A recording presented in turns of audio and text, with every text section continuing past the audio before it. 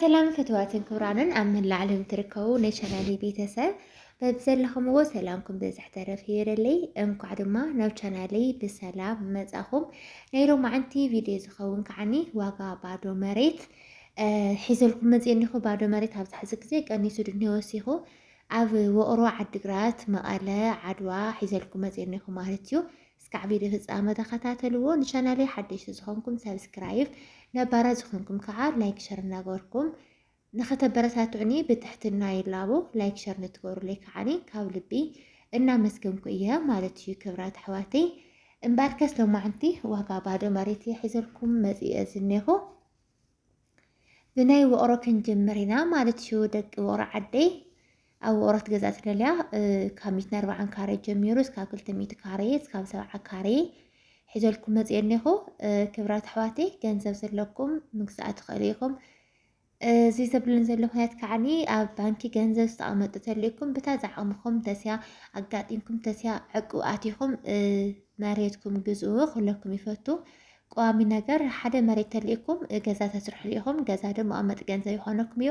ካብ መዓልቲ ናብ መዓልቲ ናይ ኢትዮጵያ ገንዘብ ብጣዕሚ እናወደቐ እናረኸሰ ናብ ሓመድ እናተበተነ እዩ ዝኸር ዘሎ ምንም እዩ ዘይጠቕመካና ደቂ መዳን ቅመመይ በዚ ኣጋጣሚ ክመኽረክን ዝፈቱ ቅድሚ ናብዛ ጉዳይ ምእታየይ ክመኽረክን ዝፈቱ ከም ሓፍትኽን ማለት እዩ ኣብ ባንኪ ገንዘብ ከይተቐምጣ ክብራት ኣሕዋተይ ከይተቐምጣ ገንዘብ በቃ ዝረኸብክዳ ገንዘብ ወይ ቤት ክንሓዞ ብናይ ደገ ሸርፊ ወይ ከዓኒ ናብ ኢትዮጵያ ተሰዲድክንኦ ዝኾነ ንብረት ግዝኣሉ እያኽብለክን ዝፈቱ ብቻ ተጠቕማሉ እያኽብለክን ዝፈቱ ኣብ ባንኪ ቅርሺ ክወልደለይ ገለት ክና ባንኪ ተቐምጣ ዘይሕሰብ እዩ። ብጣዕሚ እናረኸሰ እናወደቐ ዝኸር ዘሎ ናይ ኢትዮጵያ ገንዘብና በዚ ኣጋጣሚ ከምዚ መሬት ቅንስ ኣቢላ ክትሪኦ ከለኽን ምግዛእ ወይ ከዓ መሬት ኣልኢክን ገዛ ምስራሕ ዝቐረይክን ብታ ዝዓቕምኽን ሓንቲ ክላስ ክልተ ክላስ ናገበርክን ምስራሕ እምበይ ኩሉ እናኸበረ እዩ ዝኸር ዘሎ ደቂ ዓበይቲ ወይ ማዕረይ እና ናይ ሎማዓንቲ ዋጋ ባዶ መሬት ኣብ ውቕሮ እዩ ክነግረኩም 200 ካሬ ኣብ ላዕላይ ውቕሮ ዝበሃል 200 ካሬ 1.4 ሚልዮን ተባሂልኩም ኣለኹም። ካብኡ ከዓኒ 300 ካሬ ትደልዩ እውን 3.4 ሚልዮን ተባሂልኩም ኣለኹም ማለት እዩ። እዚ ኣብ ላዕላይ ውቕሮ ማለት እዩ። ካብኡ ከዓኒ 200 ካሬ እውን ብ1.2 ኣሎ ላዕላይ ውቕሮ ዝበሃል ኣነ ብርግፅ ኣይፈልጦን ግን ንትፈልጥዎ ያው ብ1.2 ካሬ እውን እኒሆ ኣብ ላዕላይ ውቕሮ ማለት እዩ። ስልክ ቁፅሪ ኣብ መጨረሻ ከቐምጠልኩም እየ ደዊልኩም ከይድኩም ክተረጋግፁን ክትገዝኡን ክትርእዩን ትኽእሉ ኢኹም። ግን ንዘይትገዝኡ ያው ብዙሕ ሰብ ዘይምድካም ማለት እዩ። ካብኡ ከዓኒ ድምፀይ ግን ብጣዕሚ ይቅርታ ንፋስ ተቀያየርኒ ድምፀይ ብጣዕሚ ተዓፅዩ ሰዓል ሒዝኒ ፍንጫይ ክሞት እየለኒኹ ሓመድ በቃ እቲ ሓመድ ከይቀረ ዝጨነወኒ ሕርሽ ከይቀረ ይጨነወኒ ብጣዕሚ ሕምኒ እየ ንሄና ድምፀይ ይቅርታ ማለት እዩ። ካብ ደሞ ኣብ ዓጋማ ወይ ከዓ ኣንጎሎ ዝበሃል ይቅርታ ኣብ ዓጋማ ወይ ከዓ ደንጎርዝ ዝበሃል ይቅርታ ንስሙ ማለት እዩ 200 ካሬ 1.7 ሚልዮን ኣሎ ዓጋማ ወይ ከዓ ደንጎርዞ ዝበሃል ማለት እዩ።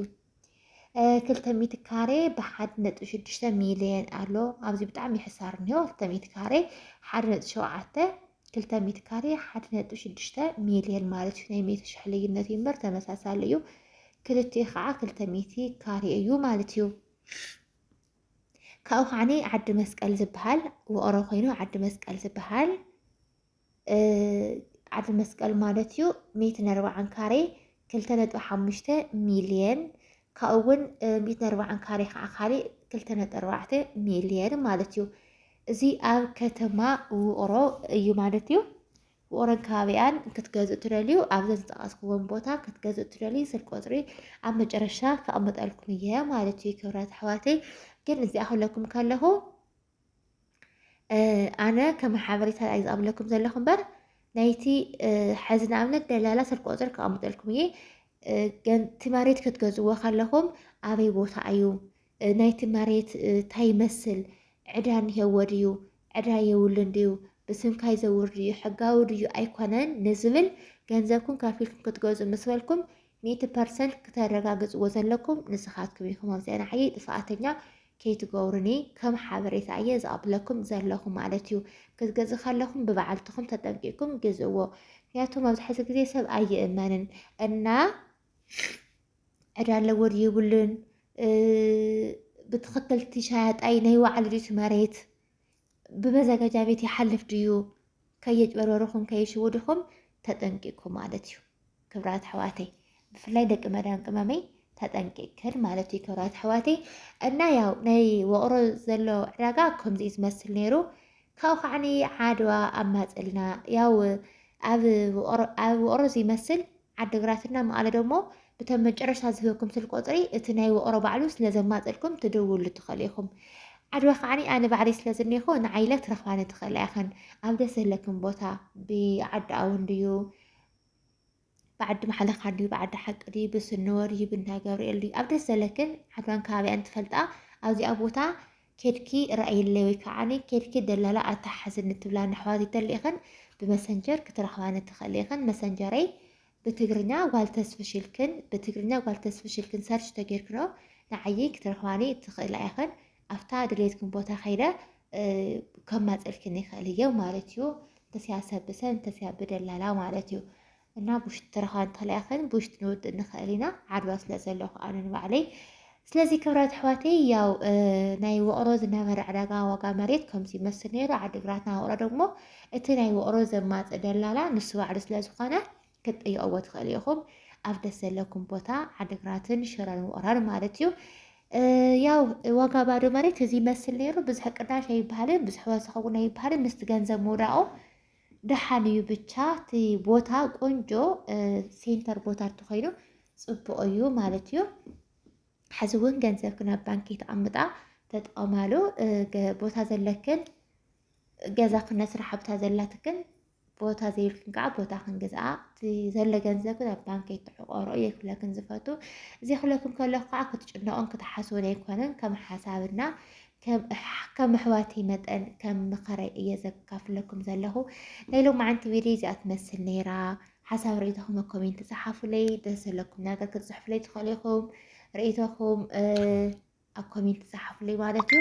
እና እስካዕ ቪድዮ ፍጻመ ዝተኸታተልኩምኒ ካብ ልብና መስገንኩ እየ። ላይክ ሸር ሰብስክራይብ ምግባር ደሞ ኣይትረስዑ። ዩቲዩብ ከመይ ጌርና ክንከፍት ንኽእል ንዘልኩም ደሞ ኣብ ቀፃላይ ቪድዮ ሒዘልኩም ክመፅእ እየ ማለት እዩ። ደቂ ዓበይቲ ወይ ማዕረይ እና ብጣዕሚ እየ ዝፈትወኩምን ዘኽብረኩምን ሰሰናዩ ባይ ባይ